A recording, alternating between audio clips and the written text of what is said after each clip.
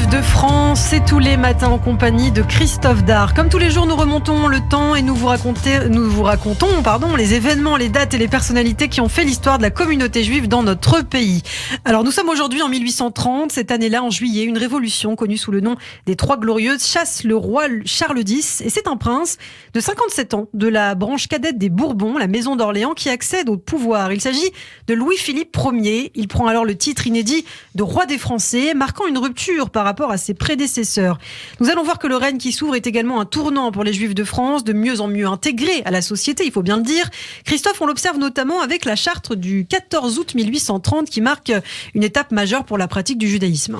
En effet, comme dans la charte de 1814, on peut lire à l'article 5 que chacun professe sa religion avec une égale liberté et obtient pour son culte la même protection. Mais l'article qui précise que la religion catholique, apostolique et romaine est la religion de l'État, disparaît, même si un article qui dit que les ministres de la religion catholique, apostolique et romaine et ceux des autres cultes chrétiens reçoivent seuls des traitements du trésor public, il n'en reste pas moins que le fait de ne plus reconnaître, vous le voyez, le catholicisme comme religion d'État, mais comme religion de la majorité des Français, est un virage historique. Le royaume compte alors 33 millions de Français et les Juifs représentent moins de 0,2% de la population totale. Ils sont alors, comme cela est le cas depuis au moins 2 siècles, majoritaires dans les départements du nord-est de la France. Ils sont 71% à vivre dans cette partie du pays. En effet, surtout en Alsace, on compte par exemple alors 7% de Juifs à Mulhouse. C'est la ville qui compte le plus de Juifs à cette époque. Et à Paris, il n'y a que 0,5% de Juifs. 41 départements, il faut aussi préciser, n'en comptent aucun à cette époque.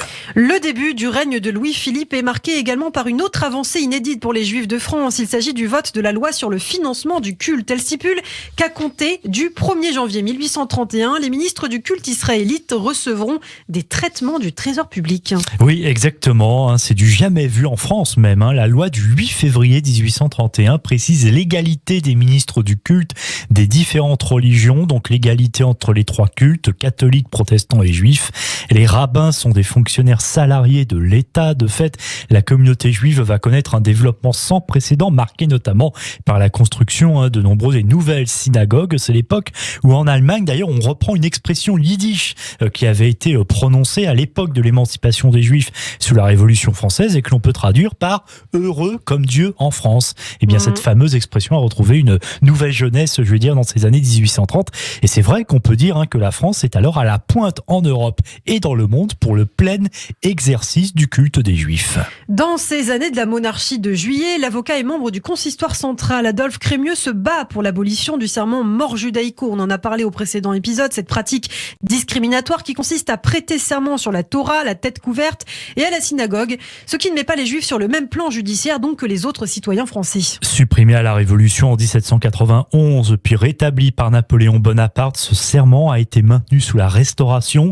Grâce à Crémieux, le serment a été aboli pour les Juifs du Midi à Nîmes en 1827 et s'il est peu appliqué sur la région de Bordeaux, car les Juifs de la ville et des environs sont souvent riches, notables, intégrés, il reste en vigueur ailleurs, là où les Juifs d'ailleurs sont pauvres, livrés à eux-mêmes, rejetés de la population, comme c'est le cas dans l'Est de la France. Alors justement, Crémieux défend en 1839 un rabbin de la commune de Phalsbourg en Moselle, Lazare Isidore. Ce rabbin est accusé d'outrage à la cour au tribunal de Saverne en Alsace, car il a refusé, lui, d'appliquer dans sa synagogue le serment mort judaïco à l'un de ses co-religionnaires, un serment qu'il juge comme un sacrilège. Crémieux déclare notamment lors du procès: « Croyez-vous que les Israélites français soient indignes d'être les égaux des Français chrétiens ? Les Juifs, dites-vous, ne comprennent pas l'importance du serment prêté en levant la main. Combien parmi les chrétiens ne le comprennent pas davantage ? Combien qui lèvent la main et disent « Je jure » sans se rendre compte du geste sacré de la parole sainte ? De quel droit, vous, juge, vous érigez-vous en théologien ? De quel droit, vous, catholique, voulez-vous régler la conscience d'un juif ? Vous, magistrat, la conscience d'un rabbin. Et finalement, contre toute attente, le rabbin Lazare Isidore et Adolphe Crémieux gagnent le procès. Le tribunal de Saverne déclare qu'en refusant de prêter son concours à la prestation du serment mort judaïco, le rabbin a obéi à sa conscience. Tout simplement, sur le fond de l'affaire, les juges de Saverne se déclarent incompétents et la décision doit être tranchée par le Conseil d'État. D'abord aboli en Alsace, le serment mort judaïco est aboli par un arrêt de la Cour de cassation le 3 mars 1846. Il est établi que l'on ne peut pas imposer aux Juifs une législation abrogée, des usages qu'ils répudiaient, des solennités dont ils méconnaissent l'utilité sous le prétexte de rendre leur serment plus efficace. Agir ainsi serait porter directement atteinte à la liberté de conscience hautement proclamée par la charte constitutionnelle. Et à partir de cette date, donc, les Juifs peuvent jurer mort judaïco s'ils le souhaitent, mais c'est plus obligatoire. On voit donc à travers ces décisions historiques que les Juifs sont enfin acceptés et pleinement des citoyens comme les autres. On l'observe aussi d'ailleurs dans le domaine musical avec le succès rencontré par le compositeur Fromental Alevi. Né en 1799 à Paris, son père venu de Bavière est arrivé en France au moment de l'émancipation de 1791. Fromental va vite s'imposer comme un grand musicien brillant au conservatoire de Paris. Il décroche le Grand Prix de Rome. Il rencontre Beethoven notamment, professeur, chef de chant au théâtre italien, puis à l'opéra. Il compose en 1835 un opéra en 5 actes sur un livret de Scribe, La Juive, dont l'action située à Constance en 1414 dénonce la persécution des Juifs, un orfèvre, Éléazar étant arrêté avec sa fille Rachel parce qu'il a travaillé un jour de fête religieuse. Alors c'est un énorme succès cet opéra, grâce notamment à cet air Rachel quand du Seigneur, ici interprété par l'immense Roberto Alagna.